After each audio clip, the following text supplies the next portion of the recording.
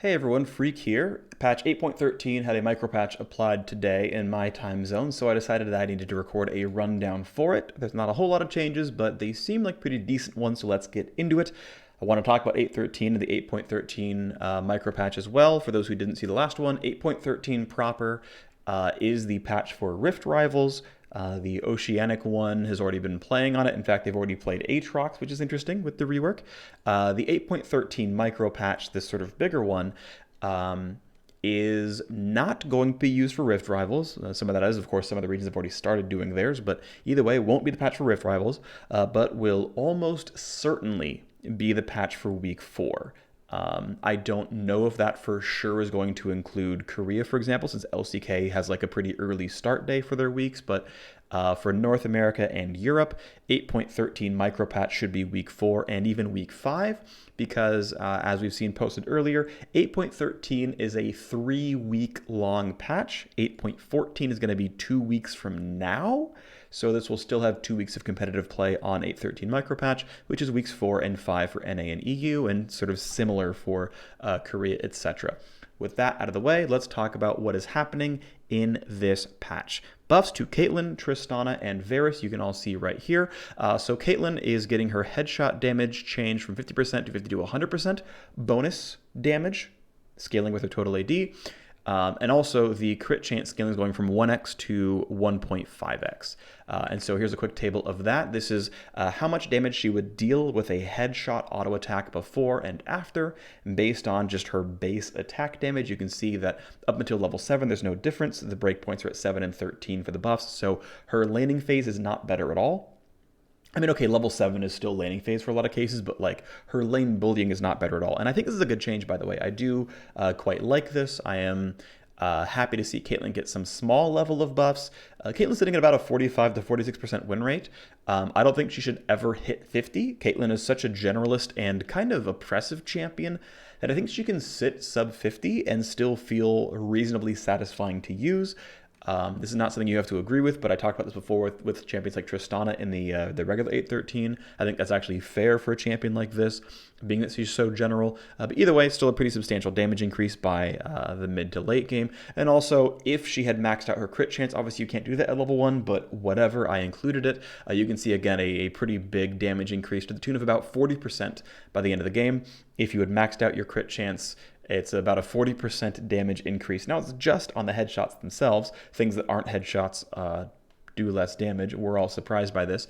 So, it's 40% of, 1 out of every 6 or 1 out of every 3 auto attacks for all that's worth. Okay.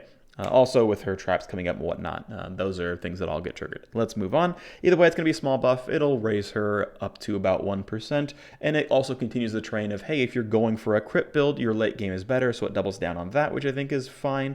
It's going to be interesting seeing champions like Caitlyn, by the way, that are generally speaking, good early game champions that have good top end with things like headshot scaling, but the champion is overall weak. I think it's fine that she gets buffed, so there you go. Next up is the Tristana buffs.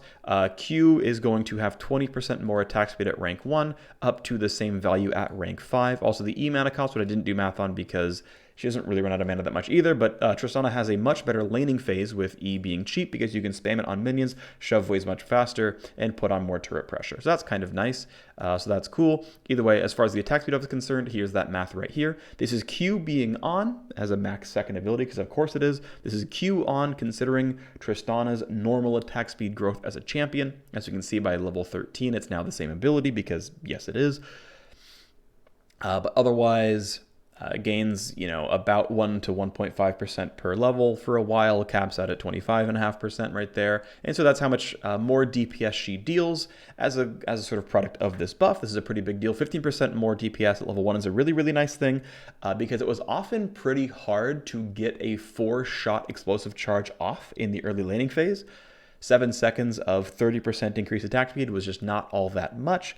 Being 50% now is actually pretty substantial, and it is much more likely that Triss gets her 4th auto off, so could sometimes mean more than 15% in this case, because you actually get very close on that break point. The other thing worth pointing out is this second table on the right is because we know her base attack speed, we know the duration, we know the attack speed buff's strength, we know exactly how many extra auto attacks Tristana gets.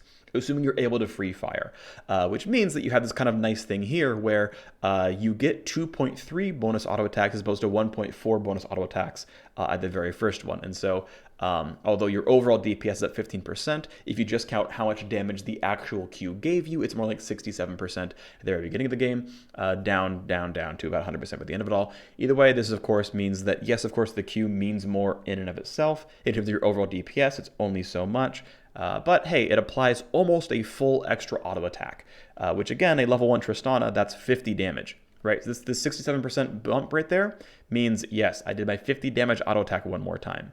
That's the sum total of the buff, right? So I just wanted to include that math because it wasn't that hard to do, so there you go. Next up, changes to Varus. Q has always, as far as I can tell, have been a total attack damage ratio, so things like this mean a lot, not only for the scaling, but also the actual base damage of the ability. Other thing worth pointing out is the W has gotten sort of shrunk on the beginning side. The on-hit damage is better at rank 1, and so is the percent health damage on pop. So let's go into Varus, and we'll start with his Q. Minimum damage, old versus new. Maximum damage, old versus new. Again, I am only including his base AD and the base ability damage. As far as I could tell, everyone has been pretty much only doing Q max last. The vast majority of his builds, including the highest win rate builds, are maxing Q last. That's what I assumed here as well. Because Q does have a cooldown rank up, if you want to change your ability order now that Q does more damage because of the 10% higher attack damage ratio, you might choose to start maxing Q second because it will provide you more and you want to cast it more often. That maybe this will change in the future, but as it is right now, most of the heavy lifting this ability is done from the attack damage ratio. The base damage on Q at rank 1 is 10.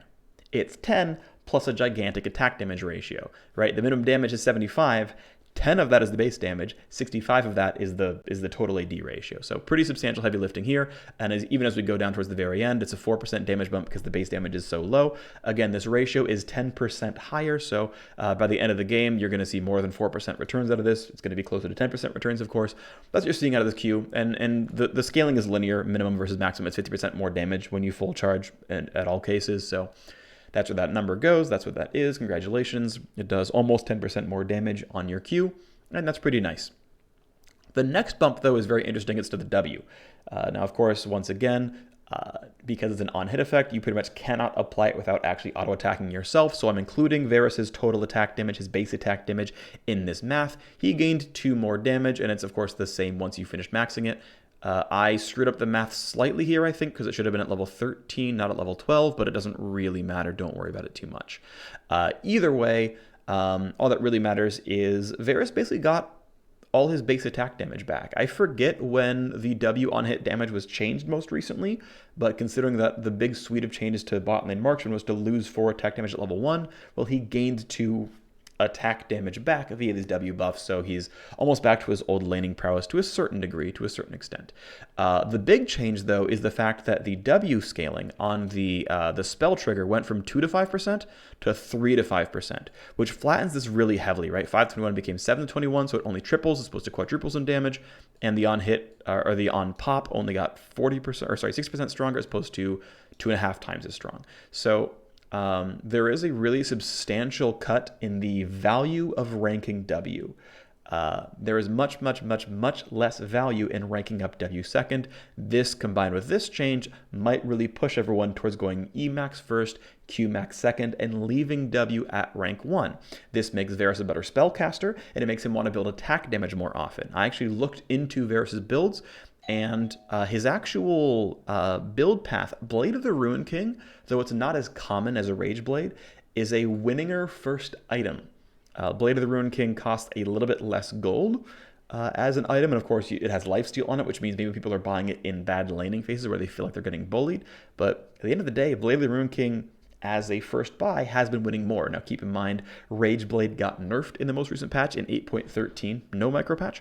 And so this just might be changing the builds enough that maybe Varus's optimal build is like Blade of the Ruin King into Hurricane, into Infinity Edge, and being more of an attack damage champion. Maybe the case, maybe not. Again, the Rageblade Nashor's builds are fine, but they're not overwhelmingly the most powerful, so something worth considering for you guys playing Varus at home.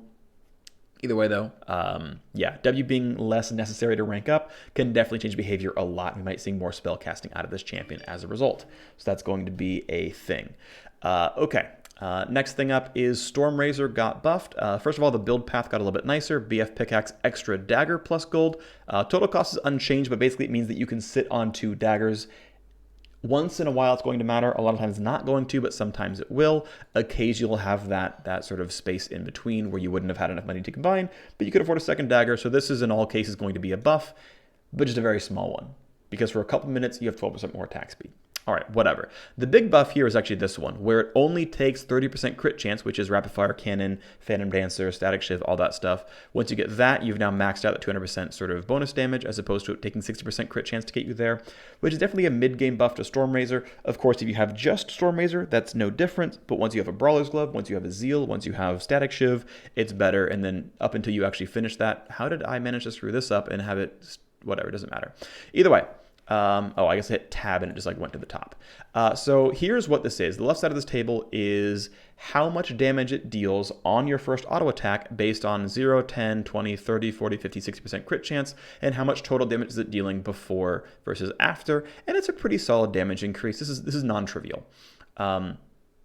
It's a non-trivial amount of bonus damage. What I also included here is the expected value crit chance of that auto attack, right? Because 10% of the time you're going to deal 2x damage, but instead 100% of the time you deal 1.73x damage. How much crit chance is that actually worth in terms of expected value? And that's included right here in that right-hand side of the column, which is, of course, when you buy it flat, it's worth 60% crit chance on that auto attack. When you buy it, when you're up to 2 completed items, whether it's Infinity Edge plus Shiv or Shiv plus Rapid Fire, it's worth 40% crit chance because you're doing a 2x instead of 60% of the time 2x, right? So there's the math right there. But you can see right here that the sort of crit value of the item is quite high, and it's actually like the raw like actual value of the passive is higher. It's just another way of looking at the same numbers, but I kind of found that interesting that basically it adds 60 to 40% crit chance to your first auto attack. It's basically old Ash passive, if you remember that from way back in the day. And every time you reset that cooldown, it's worth 60 to 40% crit chance throughout most of these item builds here, which is really, really nice, right? Like, imagine getting an item, like imagine just buying an item that costs 3,000 gold and it's gold efficient. Oh, and also it gives you 60% crit chance. That item is ludicrously efficient, and that's why Gangplank buys Stormrazor, and it's why Jin buys Stormrazor, because you're triggering this almost all the time, and the item is worth 60% crit chance on its own. That's nutty. And if you do get to your mid-game build, well, even if you're at, upgraded Zeal and a Static Shiv, the item is still worth 70% crit chance, right? It actually scales better. It actually scales with items, like in a positive trajectory. It actually scales positively with your first few item purchases. So I think it's kind of interesting that it now super scales with the other items you buy, as opposed to scaling down like the old version did. All right, moving on. Brawler's Glove got a little bit cheaper. That's nice. It didn't change what Zeal looks like. Zeal in and of itself is still actually slightly gold efficient. If you look at what the other items make you pay for move speed, this is what Zeal looks like. It is still the same slightly gold inefficient item, but Brawler's Gloves is a little bit cheaper, and that's nice. So you can sit on components and feel a little bit better about that. I ran a bunch of math in preparation for this this patch rundown to like compare Brawler's Gloves IE, Zeal IE, finishing Rapid Fire Cannon, everything else like that. The way the math lined up is now that Infinity Edge is only a 1,000 gold combine, the best builds as far as just pure gold efficiency, probably leads me to think you should go either Brawler's Gloves into Infinity Edge or Zeal into Infinity Edge. Like, you probably buy your 1 or 2 BF swords, but I am very confident you should not finish an item beyond Zeal until IE is done. The passives are simply too good, in my opinion, to finish that. And I think, realistically, even Brawler's Gloves IE is not completely troll. Just wanted to point that out, that I think you should not ever finish Rapid Fire Cannon, these kinds of items first, because I think the value of an IE combine is too good once you're at Zeal or Brawler's Gloves. Next up, there were some small micropatch buffs to Aatrox, 25 extra length and width on parts of the Q, right? So Q1 is easier to land, Q2, but not the sweet spot, is a little bit easier to land. Aatrox was already getting up to about 48% win rate on the last 2 days of solo queue games in Plat Plus, according to public stats. And these buffs are actually not that big. To be fair, these buffs are actually not very huge. Yes, he's going to be more reliable. Yes, they're going to be win rate increases, but this is a champion that even if nothing ever happened to Aatrox ever again, he would probably get above 50% win rate. Like, he's been out for a week. Okay, yes, he got micropatched here, and this was probably reliable. This is probably worth doing on 627. But Aatrox is at like 47, 48 within a week of release. That is an exceptionally good win rate. That is a very, very strong win rate. He's probably fine. But I think there's buffs considered for 814, and of course there's buffs that have already hit live now with the micropatch. If I didn't see it already, this micropatch is already on the live servers. You're already playing on it by the time you're watching this video. But I think Aatrox is basically now probably slightly overtuned. And just requires you actually to be good at the champion and figure out his builds and whatnot. So there's that. Next up is Nocturne. Nocturne lost 3 attack damage and 0.3 on the R bonus damage ratio. Nocturne was actually insanely powerful. He's been the #1 pro play jungler for the entirety of the summer split, looking at only patch 8.12 in the top 5 regions, which doesn't include LCK yet, to be fair. He has a 99% presence, which makes him only the #2 jungler. Or sorry, the #2 champion, not jungler, #2 champion in pro play. Okay, arguably jungler. We'll talk about that in a second. Either way, Nocturne is a high win rate champion in solo queue, above 52%, and he is a highly sought after champion in pro play as well, so definitely deserving of a micro patch, which I think is kind of nice. The other one is Taliyah getting her passive move speed lowered down. Oh, and I actually have the Nocturne numbers. Let's go ahead and show those. Pretty decent cut to his attack damage, -3. There's the R attack damage ratio, -100. I included 100 bonus AD in this calculation. Now, he's not going to finish Warrior and an extra like pickaxe by the time he gets level 6, so this is not always completely accurate. But basically, every 100 attack damage is 30 damage off the ultimate, which, you know, at 100 bonus AD is a 10% damage cut. This is ultimately meaningful. This definitely matters for how much damage you're doing, how much he's losing, so that's what that is there. Fair enough. Next thing to point out, though, is Taliyah, who is the most sought-after champion in pro play. She is a 100% presence champion in 8.12 in the top 5, which is like 58 bans and 8 picks. Like, no one wants to let anyone play Taliyah. She's another very strong performer in solo queue, almost 53% in the jungle, well over 51, almost 52% in mid lane, definitely very strong. So losing some early game move speed and losing some early game cooldown reduction on the ability that you max first. Here's the numbers there. I think the passive move speed is linear scaling. I'm not entirely certain, but I believe so. If I'm wrong, okay, these numbers are actually worse in most cases then, because you don't get to soften the blow nearly as quickly. Either way, pretty substantial move speed cut there. Definitely in a lot of cases now slower than our old version. And here's the, it says R, but it's not R at 180. This is Q cooldown reduction. And again, it's worse in the first 8 levels of the champion. Pretty meaningfully so. 2 seconds is nothing to sniffle at.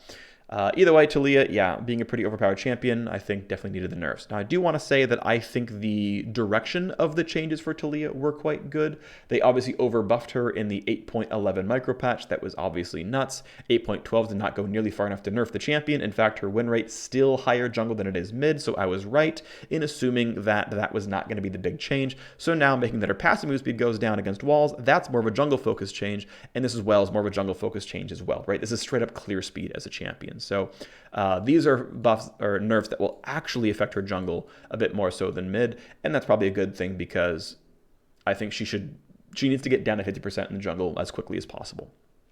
Overall, seems like a pretty good patch. I'm glad they're touching the very top 2 pro play champions and got to react pretty quickly, as well as getting to address 3 of the very worst performing bot lane champions.